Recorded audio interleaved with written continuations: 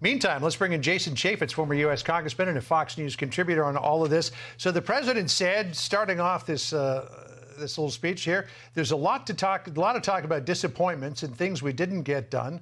This is something we did get done. What's really ironic about this is that this is the only thing he got done. It was done on a bipartisan basis. And all of the partisan things that they have tried to do have been failures. The president has been handed failures, Jason, by members of his own party. That's exactly right. If he wants to build bridges, he has not been able to build bridges there in the United States Congress. The one time he reached out, he actually did build a bipartisan bill. But look, at the end of that little speech he gave, I don't think it sounded to me like he was thanking Mitch McConnell, which I don't think he did. He was slurring his words at the beginning of what he said. But I think it shows the act of desperation that they have to reach back literally 2 months to point to something that's positive. This is hardly breaking news. Yeah. I would also say, when there are stories about the Secret Service indicating that $100 billion of COVID relief money was stolen, when there are $80 billion that were allocated to testing for COVID and you can't go get a test, the president's not addressing those major concerns. That's $180 billion worth of stuff. And I'm glad we're working on some bridges in some smaller towns, but we decided that 2 months ago, Mr. President. Yeah.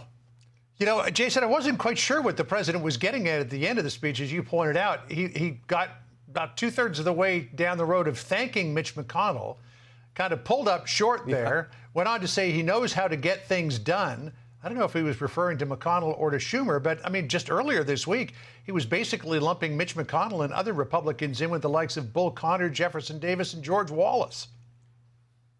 Well, this is the confusion that is Joe Biden and Kamala Harris, quite frankly, and like Pete Buttigieg, I guess he's out there in Philadelphia doing something, but this administration has had one of the most horrific weeks you could possibly imagine. Again, no mention of anything that's going on with the immigration front, no mention of foreign policy that's falling apart. Add that to the whole laundry list of things that went wrong just this week. I want to play some sound from Jen Psaki in a second, but first of all, let's put up on the screen the results of a new Quinnipiac poll. President Biden's overall approval rating stands now at 33%.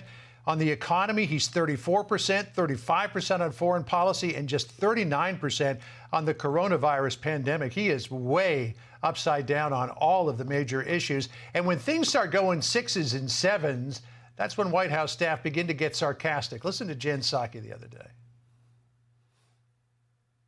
Frankly, things just seem like they're going pretty poorly right now for the White House.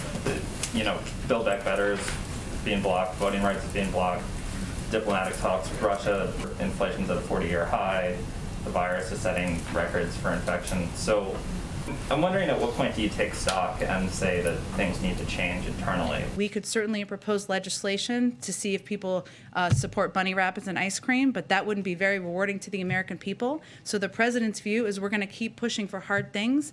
Jason, just got a few seconds left here, but clearly they're not happy at the White House. They might actually want to think about bunny rabbits because Easter's coming up. So don't blow that opportunity, Mr. President. That may be the only one that you're going to get where you're going to get some bipartisan support at this point. Jason Chaffetz, always good to see you. Enjoy your weekend. Thank you. Hi, everyone. I'm Brian Kilmeade. I want you to do me a favor. I want you to click to subscribe to the Fox News YouTube page. This is the only way that I know for sure that you're not going to miss any great commentary, any great news bites, any great interviews coming your way on Fox. You can get it all here on YouTube. So subscribe right now.